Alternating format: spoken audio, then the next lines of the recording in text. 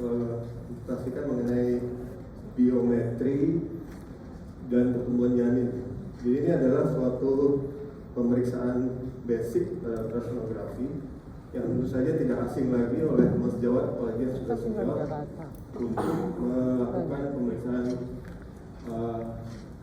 biometri ini.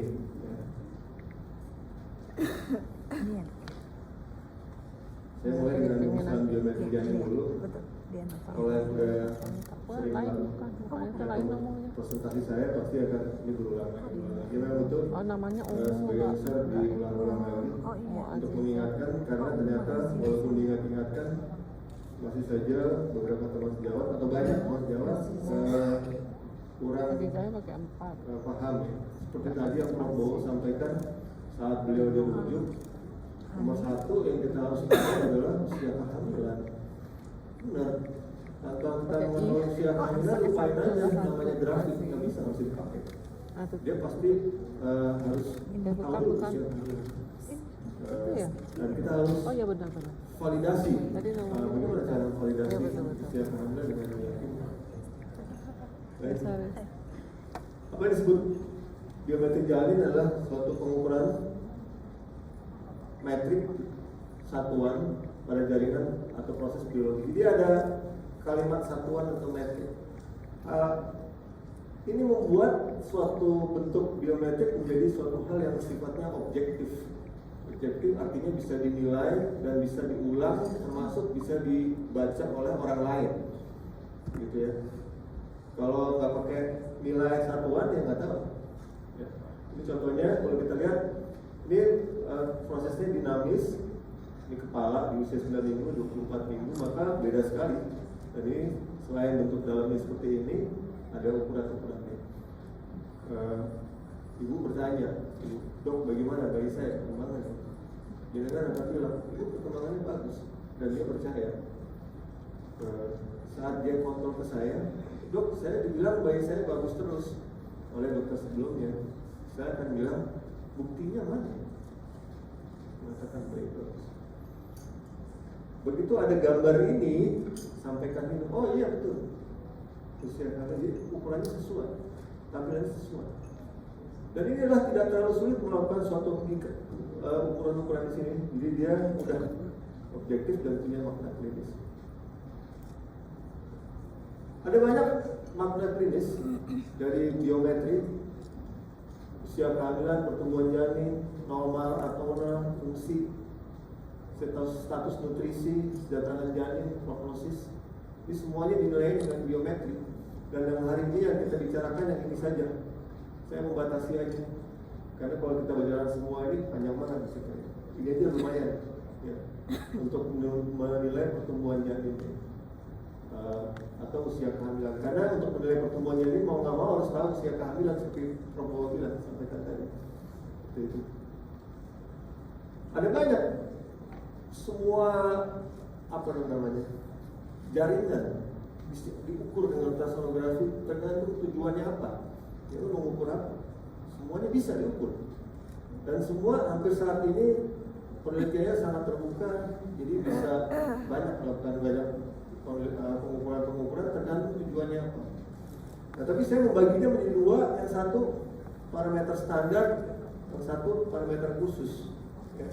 Nah ini adalah perbedaannya. Kalau parameter khusus itu tujuan khusus. Misalnya ini janin bisa survive nggak?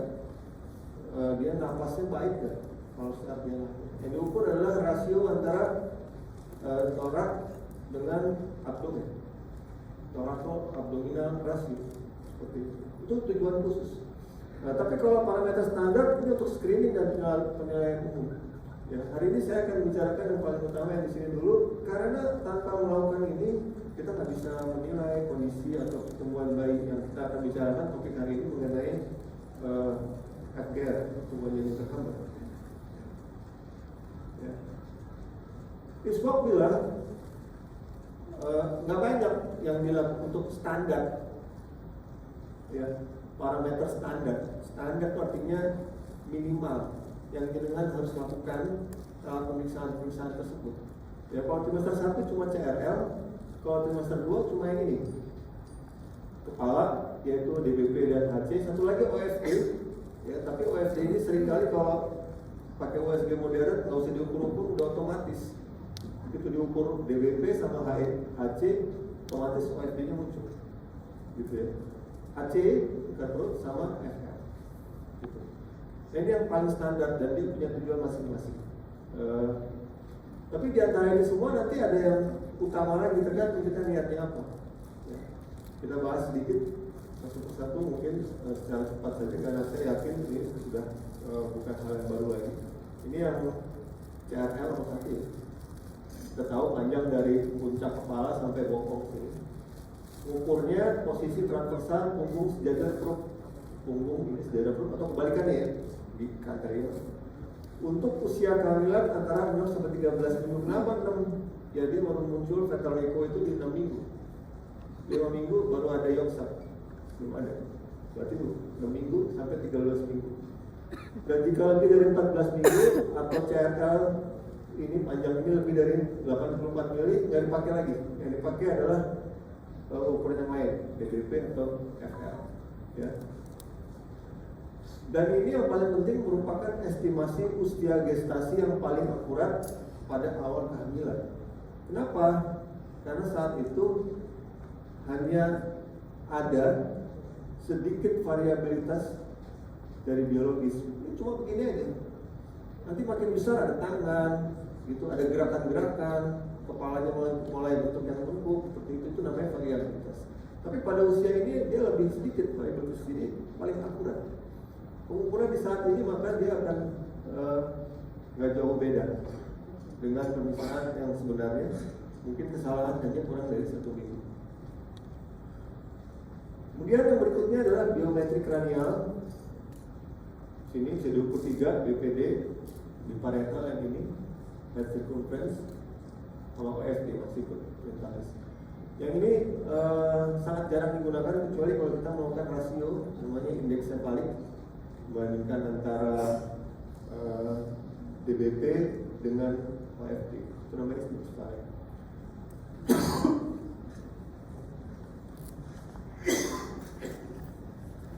Bagaimana mengukurnya? Sedapat mungkin simetrik, hemisfer kiri, hemisfer kanan, melalui bidang, melalui ini talamus atau septum pellucidum yang ini. Ya. Terus pada saat mengukur dia harus menempati sebagian besar dari ruang ini. Dianggapnya dibilang 10. Jadi kalau mengukurnya cuma sebagian kecil gitu, nggak akurat, nggak memenuhi syarat pengukuran. Ini sering ditanya, mau pakai ukuran dari mana? Inner outer, middle atau outer outer? Tergantung rumus yang dipakai oleh penelitinya. Yang memakai outer outer ini cuma headlock 1. Headlock 2 udah pakai outer inner, sama kayak Shepard, Tokyo dan lain-lain sebagian besar menggunakan outer inner. Yang middle ini jarang banget. Ya, hampir sama dengan outer. Terus bedanya apa sih kalau outer inner kita ukur? Beda betik, beda tipis. Ya, mungkin kira-kira 100-200 gram. Tapi itu lumayan kalau di angka di daerah pertengahan, di daerah perselisihan antara ini persentase 10 atau persentase 9. Nah itu udah sangat bermakna pada 100-200 seperti itu ya. Saya rasa tidak ada masalah selama dengan menggunakan ini secara kontinu sesuai dengan rumusnya. Nah, jadi yang pakai inner outer itu cuma headlock 1. 2, 3, 4, 5, 6, 7 headlock ada 7 pakai outer inner. Ya. Kalau pengukuran HC dia luar.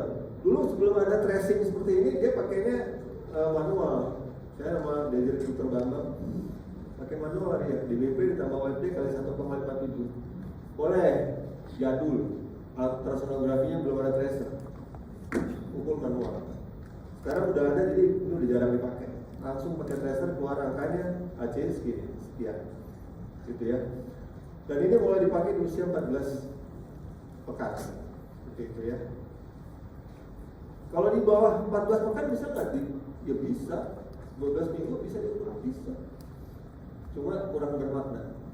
Gitu. karena perubahannya kecil sekali, jadi kurang bermakna kalau menggunakan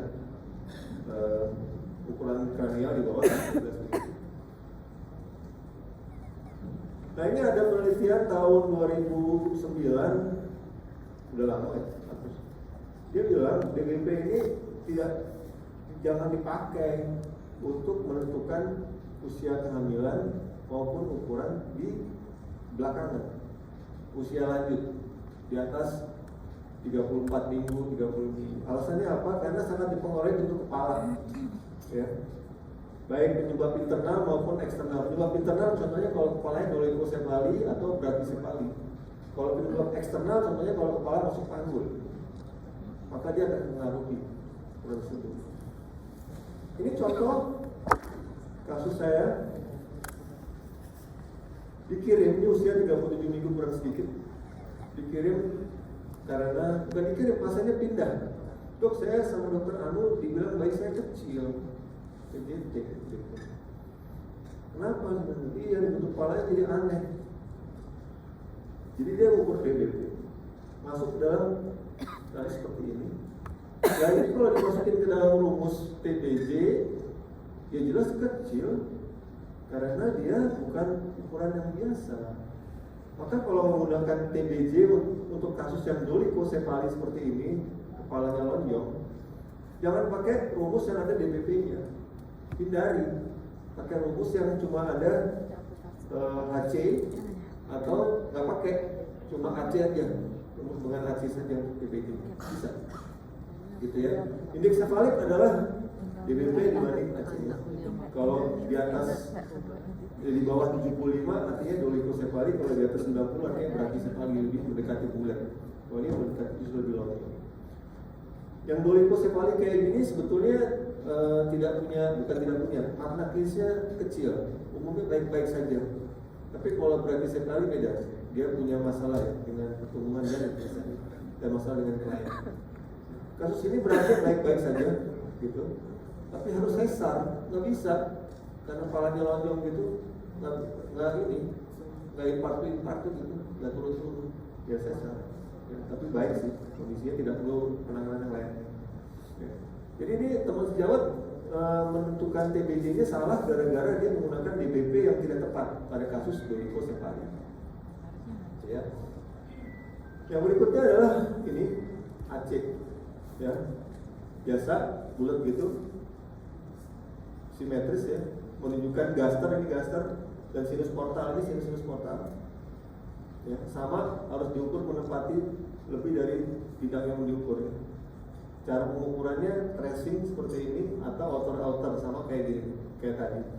Ya, ini udah jarang dipakai. Kita pakai ini aja. Nah, umumnya ini bisa diukur. Ada beberapa permasalahan karena seringkali bentuk abdomen nggak begini, nggak bulat.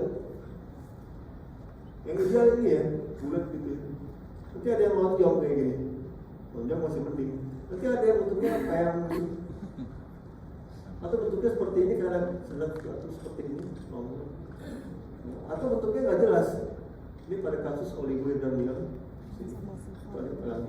Terus gimana kita mengakalinya supaya tetap? Ya. Ada dua teknik. Yang pertama ambil bagian terpanjang dan terpendek. Yang kayak gini diambil seperti terpanjang dan terpendek pada saat tracing. Ya. Nanti dimasukin nilainya keluar.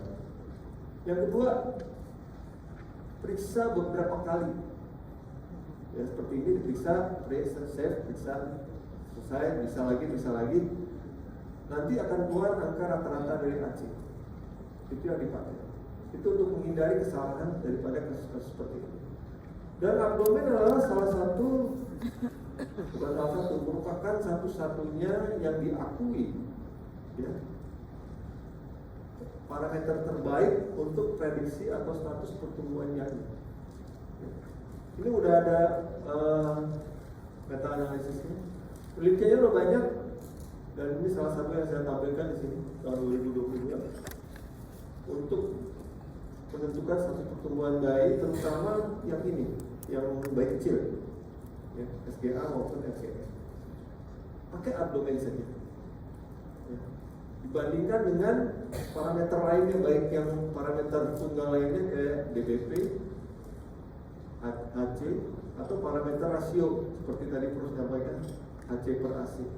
HC per AC bukan yang nggak dipakai, tapi terbatas. Udah ada meta-analisisnya yang mengatakan bahwa dia tidak bisa dipakai untuk memprediksi jenis dari masalah atau masalah dari TGP, tapi masih dipakai untuk kasus-kasus tertentu sebagai panduan kalau angkanya ekstrim. Misalnya pada usia kehamilan HC per AC, usia kehamilan di awal ya kurang dari 20 minggu, HC per AC 1,4, di atas 1,4 itu ekstrim angkanya ya. Di atas persentil 95 itu biasanya pada kelihatan bayi-bayi yang tidak normal atau abnormalitas dari genetik. Ya, atau kita mau menyampaikan patofisiologi yang bersifat insufisiensi atau hipoperfusi, contohnya pada kasus-kasus brain sparing effect, bisa sebagai patofisiologi dari brain sparing effect, maka memungkinkan. Namun secara untuk kondisi screening, Ismo bilang nggak perlu. Jadi saya sendiri masih saya gunakan, tapi saya lihat kasusnya. Kadang-kadang saya akan melihat bayi itu kecil atau PJT, tapi HC per AC-nya normal. Itu saya nggak akan berani bilang ini nggak ada masalah karena dia simetrik, nggak begitu. Kadang-kadang bermasalah juga. Seperti itu ya. Baik. Ini tadi kecil ya. Nah ini yang terakhir FL ya. Yang diukur ini. Yang ini nggak diukur nih. Ini di sini. Dari sini sampai ke sini diafisis. Kondisinya horizontal kayak gini ya. Sebetulnya dia femur tuh segini nih, panjang segini. Ini sampai ke sini. Tapi nggak diukur ini hanya yang normal. Gitu ya. Baik. Ini paling tepat untuk menentukan usia kehamilan, tetapi saat ini tidak dipakai sendiri. Dia dipakai bersama dengan yang lain dalam bentuk average AUA, average ultrasound age, gitu ya. Usia ultrasound rata-rata. Nah, beberapa tambahan-tambahan lain yang biasa dipakai untuk memastikan, mengkonfirmasi benar nggak sih usia seperti seharusnya yang biasa dipakai yang ini DI atau DTC ya. DTC maksudnya diameter transcerebellum, kalau dulu namanya DI, diameter intercerebellum. Oke. Ini BOD ya. B ocular outer diameter. Kemudian tulang-tulang panjang ya, humerus, length atau tibia fibula. Kenapa tibia fibula lebih mudah dinilai daripada radius ulna? Nah, radius ulna ini agak susah karena untuk si tulang ini, tangan ini dia begitu-begitu. Tentunya ini radius kan harusnya di jempol, jempolnya nggak kelihatan. Nah kalau ini gampang, ya tibia yang ke arah selangkangan, kayak dia, fibula yang dia lateral. Ya. Nah, ini semuanya udah ada grafiknya, kita tinggal mengkonfirmasi saja. Seperti itu ya. Baik. Nah semua pengukuran saat ini, kalau dulu saya bilangnya dihimbau, saya akan bilangnya wajib memasukkannya ke dalam grafik. Alasannya apa? Karena grafiknya nggak susah. Terbukti udah bilang di seluruh alat ultrasonografi modern saat ini sudah tersedia grafiknya. Jadi yang kita ukur itu udah pasti masuk. Tinggal mau menampilkannya apa enggak. Ya, seperti ini ya, pasti ada. Nah, seperti ini contohnya adalah dia di tengah ya, seperti ini. Nah, seperti ini. Baru satu kali pengukuran. Jadi pengukuran penilaian on the spot saat itu saja. Ya. Dan grafik ini tidak akan keluar kalau kita tidak tahu usia kehamilan. harus dibandingkan dengan grafik normal. Kalau dulu kita bandinginnya waktu saya masih belajar, bandinginnya apa? Sama teori. Kalau 28 minggu berarti berapa ya? 1.200. Kalau dia beratnya 1.100, kecil ya, kayak gitu ya. Itu pakai teori gitu. Nah sekarang penilaiannya cuma dia di persentil berapa? TBC persentil berapa? AC persentil berapa? Gitu. Ya ini aja. AC persentil berapa? Ya. Begitu dia dibilang di persentil rendah atau menuju persentil rendah, nanti ada kriterianya. Ya, mungkin akan ada presentasi berikutnya nanti. Kriteria untuk pertumbuhan jadi terhambat, makan masuk. Tanpa ini nggak tahu kita, nggak tahu. Dan ini tidak sulit. Tinggal ukur-ukur, save, keluarin record, keluarin gambarnya. Kalau perlu di print, ya. Gitu. Baik. Tadi ya. Syarat utama menggunakan grafik normal, usia kehamilan harus sudah ditentukan secara meyakinkan. Yang berikut adalah bagaimana cara meyakinkannya. Ini kita bahas dulu. Jadi dulu ada disebut usia biologis ini, kita nggak pernah tahu usia biologis orang terjadi, konsepsinya nggak tahu. Yang tahu cuma si pasangan tersebut, itu pun kalau cuma sekali, kalau berkali-kali nggak tahu yang mana yang jadi. Gitu ya. Usia menstruasi, sejak awal menstruasi udah nggak dipakai karena menstruasi bervariasi. Yang dipakai yang ini, usia gestasi dipakai sampai sekarang, yaitu sejak awal menstruasi. Secara teori menstruasi adalah 2 minggu sebelum konsepsi. Nah ini yang dipakai. Ya, jadi syaratnya harus menstruasinya reguler atau teratur atau tidak lebih dari antara 28 sampai 30. Kalau dia lebih itu udah pasti milik. Nah ini sekarang ada satu lagi nih. Ada yang karena USG itu semakin banyak digunakan, maka dipakai 2. Usia USG kalau biometrinya pakai tunggal. Contohnya apa? Tadi pakai CRL, tunggal. Mau pakai CRL aja, sudah cukup. Kalau yang pakai parameternya rata-rata disebut ini, usia USG rata-rata atau average ultrasound age, AUA. Gitu. Nah, ini biasanya dipakai untuk yang trimester 1, sedangkan ini untuk trimester 2 atau trimester 3. Ya, seperti itu. Nah, ini salah satu cara memvalidasi usia kehamilan. Jadi kalau kita lihat di usia ini, gambar GS ini kosong, melongkong, nggak ada apa-apanya, ini usia 4 minggu, itu bisa di sini, bisa di sini, bisa di sini, bisa di sini, bisa di sini. Pokoknya selama ini 1 minggu ini gambarnya kayak gini. Kalau ada yoksaknya 5 minggu, kalau ada CRL-nya yang ini 6 minggu, dan seterusnya. Ya, ini pasti nih, pasti objektif. Cuma bedanya kalau di antara ketiga ini, ya, ini agak susah. Kadang-kadang bentuknya kan kalau GS melengkung ini seperti ini, jadi yang diukur yang mana ya? Sedangkan kalau CRL ya satu aja seperti ini, jadi lebih objektif. Karena kita mengukur 9 minggu bisa menentukan TP. Kalau ini nanti ada istilah DOC. DOC itu Day of Conception. Yang tadi nggak ketahuan kecuali jika pasangan tersebut melakukan IVF dari tabung. Jadi pada saat dilakukan tanam embrio, masuk tanggalnya bisa dimasukin di sini. Ya. Kalau dia nggak ada, nggak tahu. Ya. Gak bisa kita tanya, jadi kan melakukan hubungan seksualnya kapan nih? Gak tahu. Ya. Hai, terakhir ada syaratnya teratur. Nah ini ada variasinya, maka ini kalau diantara ini semua untuk mengukur taksiran berat badan yang paling tepat adalah yang ini. Kenapa? Karena objektif, terukur, jelas, bisa dinilai oleh orang lain. Seperti tadi syarat pertama, objektif. Jadi penting banget untuk melakukan print ini atau pencatatan atau dokumentasi yang di sini, ya. Supaya orang lain kalau misalnya dengan pasiennya pindah ke dokter lain bisa melakukan. Seperti misalnya pasiennya dirujuk ke Prabowo udah lihat mana sih gambarnya, oh ini, oh udah itu langsung usia kehamilannya nggak susah lagi. Ya, karena di setiap pengukuran pasti ada estimated due date ya.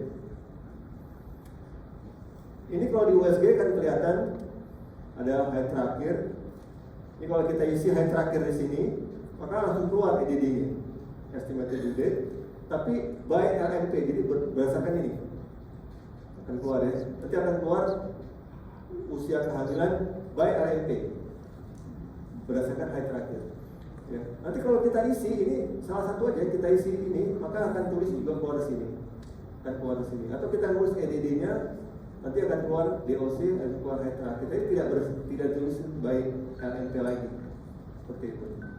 Ini harus diisi supaya grafiknya keluar. Kalau nggak diisi, grafiknya nggak keluar.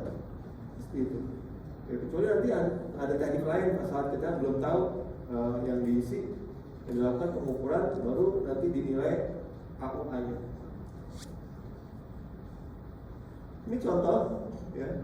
Pasien ini nggak tahu height-nya, tapi kebetulan dia punya gambar ini.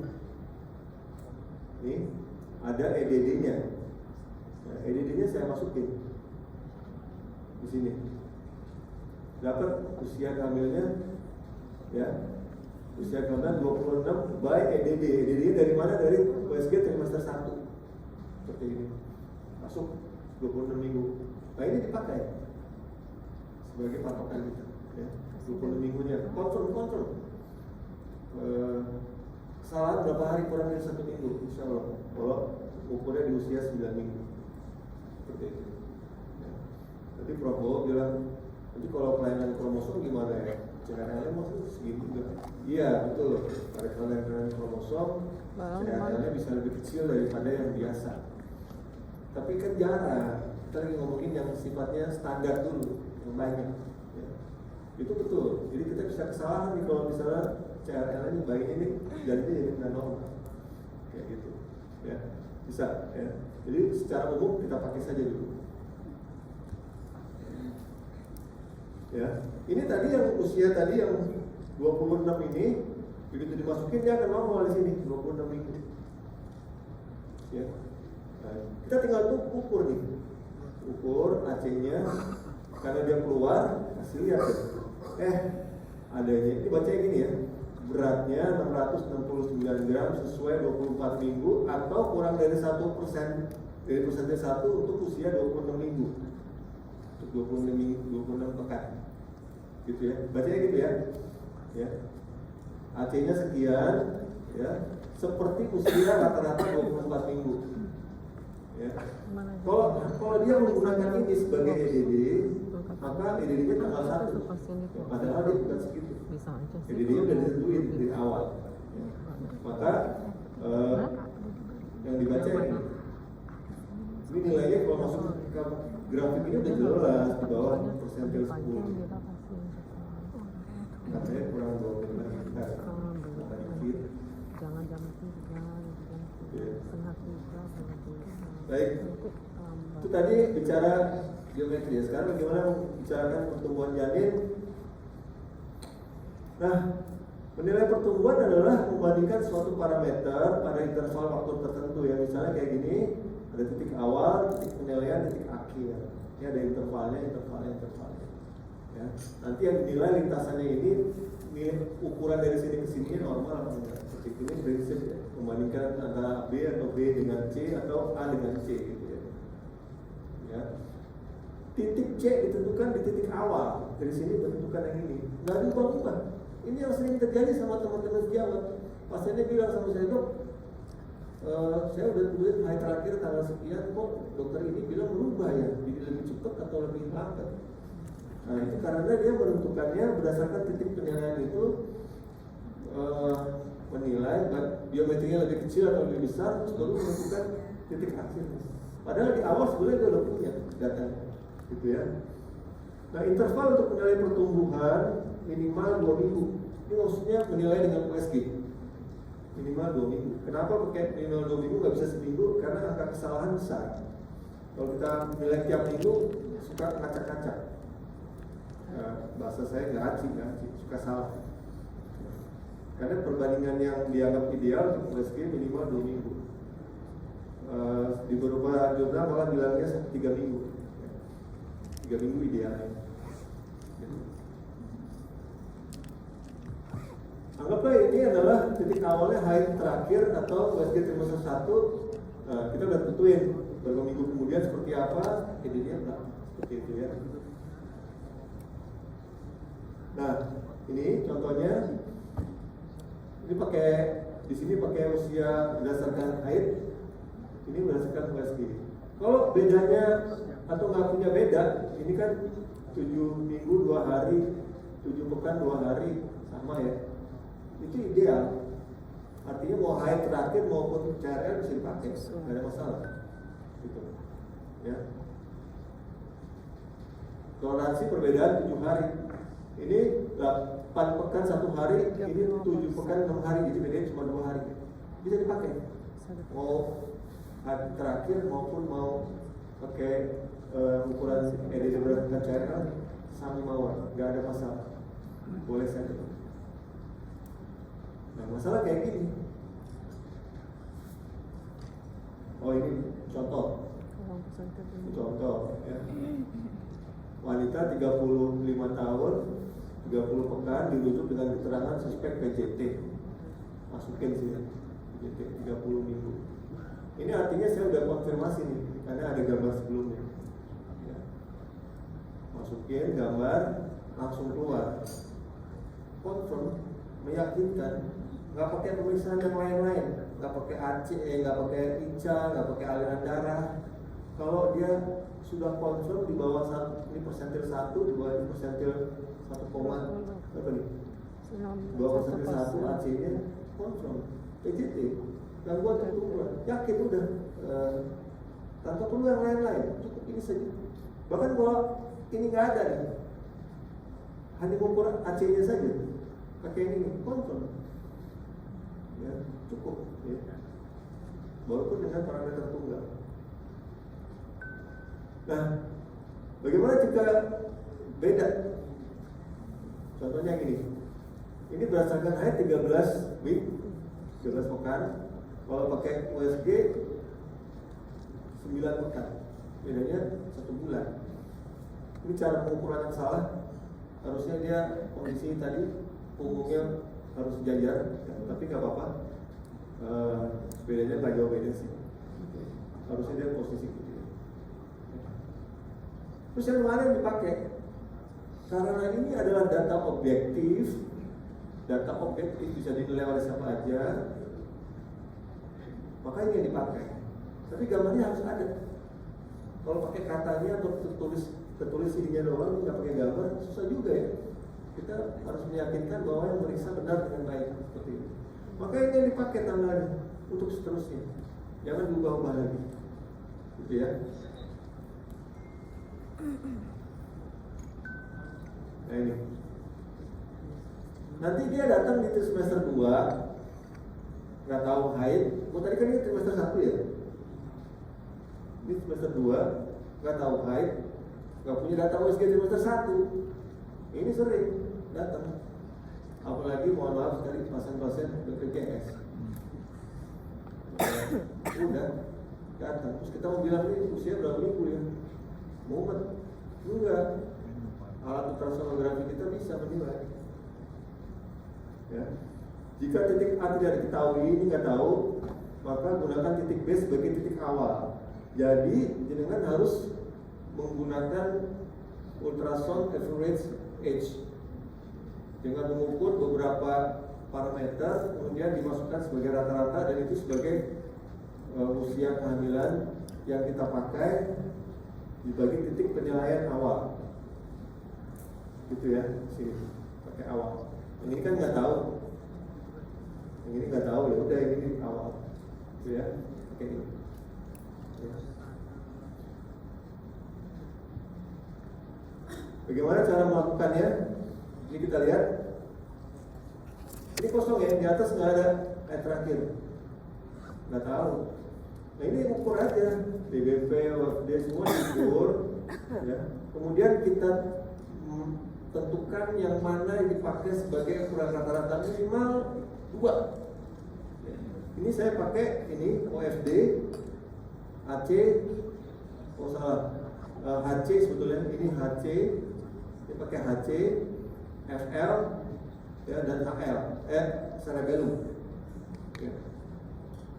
Pakai 3 nih, HC, FL, dan cerebellum. Maka dari AUA yang rata-rata ini dia akan keluar angkanya di sini 29 minggu. Langsung keluar EDD-nya sekian, tanggal 2011 ini. Nah ini yang dipakai sebagai titik awal kita untuk penilaian berikutnya 2 minggu kemudian. Apakah dia masih di jalan yang sama, di persentil yang sama dengan yang ini? Terus angka yang ini, EDD yang ini dimasukin ke tadi yang awal, penilaian awal, kan ada penilaian untuk memasukkan EDD supaya grafiknya keluar. Ya. Kalau nggak dimasukin, nggak bisa keluar. Seperti itu. Ya. Ya, ini contohnya diperlukan minimal 2 titik penilaian ya, seperti ini. Nah, dengan adanya 2 titik penilaian ini, maka jaringan sudah memenuhi kriteria penilaian lintasan pertumbuhan atau disebut growth trajectory. Artinya seperti apa lintasannya, apakah dia berjalan sesuai dengan grafik ini atau tidak. Nah ini ya sekarang trennya menggunakan ini untuk menentukan pertumbuhan yang menggunakan trajectory. Ya, bukan hanya penilaian tunggal. Ya. Dan saya yakin banget pasien-pasien favorit jenengan pasti akan kembali ke jenengan. Pasti. Tinggal melakukan pengukuran berulang, nanti keluar grafiknya seperti ini tanpa ada masalah yang menyulitkan untuk kita mendapatkannya. Langsung keluar. Itu ya. Nih, dari swab bilangnya gitu. Lintasan pertumbuhan menggambarkan laju pertumbuhan janin dan dapat mengidentifikasi dini penyimpangan. Jadi kalau mau secara dini, ya jelas ketahuan, gitu ya. Ini contohnya, ya seperti ini, dia di persentil yang sama tapi di bawah. Ini tipikal dari SGA, cuma kehamilan. Kalau ini mengalami deviasi atau saya bilangnya deselerasi dari laju pertumbuhan seperti ini, ya. Nah, bayangin kalau yang ini kan kejauhan nih, dari 16 minggu sampai di 36 minggu. Kalau dia kira-kira di 25 minggu datang, misalnya di sini, gitu, kita udah bisa melakukan suatu intervensi atau analisa kenapa dia bisa kecil. Kalau dia udah terlambat, ya, agak susah ya, mau melakukan tindakan intervensi lebih lanjut kecuali siap-siap dilahirkan. Tapi kalau di awal-awal sini, mungkin kita masih bisa ya persiapkan lebih baik ya. Baik. Ini juga saya cepat aja membandingkan TBJ dengan AC. AC lebih sensitif, TBJ lebih populer. TBJ harus pakai rumus. Jadi mau pakai rumus yang mana? Ada sekian banyak rumus, pilih yang mana? Ya. Saya saat ini sebelum yang Indonesia keluar, karena penelitiannya dengan Dr. Amanda pakai yang headlock. Headlocknya yang saya pakai headlock 2, pakai DDP dengan AC saja. Ya. Nah jadi kan harus punya pengalaman mau pakai yang mana, gitu. Ya. Nah masalahnya kalau yang jenengan pakai misalnya intergrowth, saya pakai headlock. Nanti pasien periksa sama jenengan intergrowth dok, beratnya kemarin 1.600, kok dokter bilang sekarang 1.500, itu kecil dong. Enggak, rumusnya beda. Ya, jadi nggak bisa disamain. Inilah kelemahan dari menggunakan TBJ. Tapi pasien tahu berarti berapa ya, 1.500 oh segitu ya. Tapi kalau berapa lingkar abdomennya dok? 215. Hah? Apaan tuh 215? Dia nggak bisa bayangin. Kayak gitu ya. Jadi TBJ masih dipakai untuk komunikasi kepada pasien ataupun dengan teman sejawat perinatologi. Ini contohnya. Ya, pakai TBJ, pakai AC, ini kasusnya sama ya.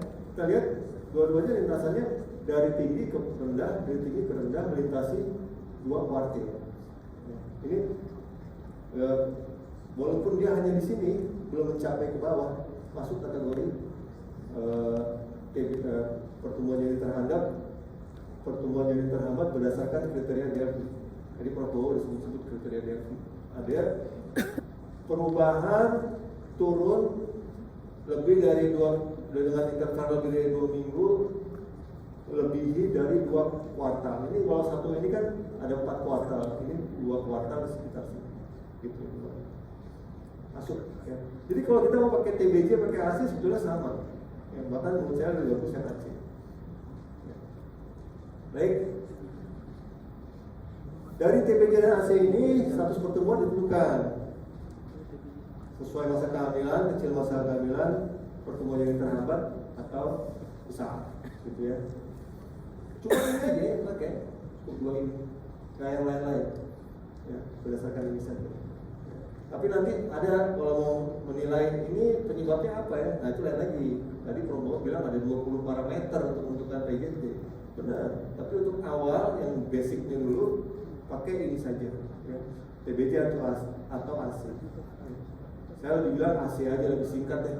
TBJ kan ukur lagi kan, kalau TBJ perlu rumus gitu ya. Ini pakai CRL. Waktu saya ditanya sama teman sejawat, ya ngapain lo ngukur CRL di usia ke 14 minggu? Saya perlu tahu trennya kemana nih. Ini CRL.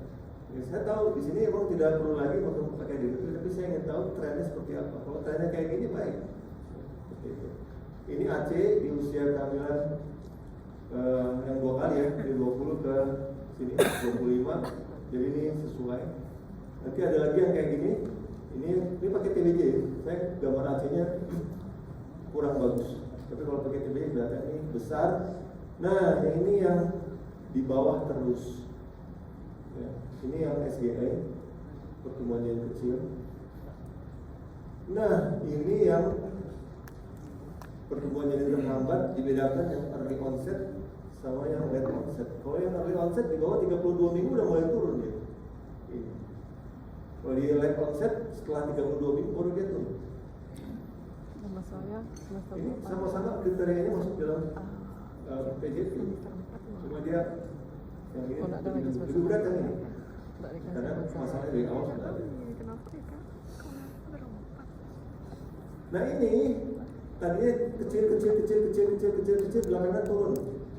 Jadi SGE bikin FGR. Ya, kasusnya gini. Ya ini kebalikannya. Di awal turun, baru dia atas, baru terakhir ini udah mendekati mau lahir. Gitu. Ya. Nah ini kasusnya ini dua pasien saya nih, yang ini.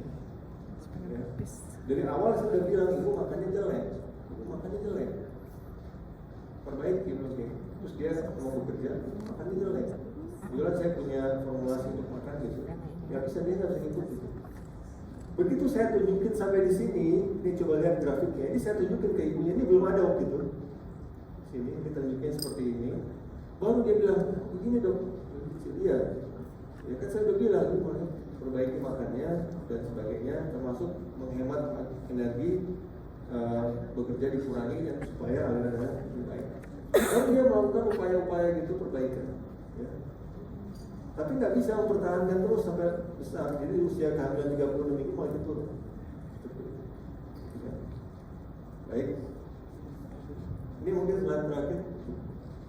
Contoh, pasien dirujuk dengan keterangan PJT dari Mas Jawat.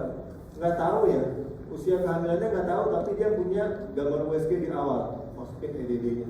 Ini dapatnya 32 minggu. Jadi dia 32 minggu pas.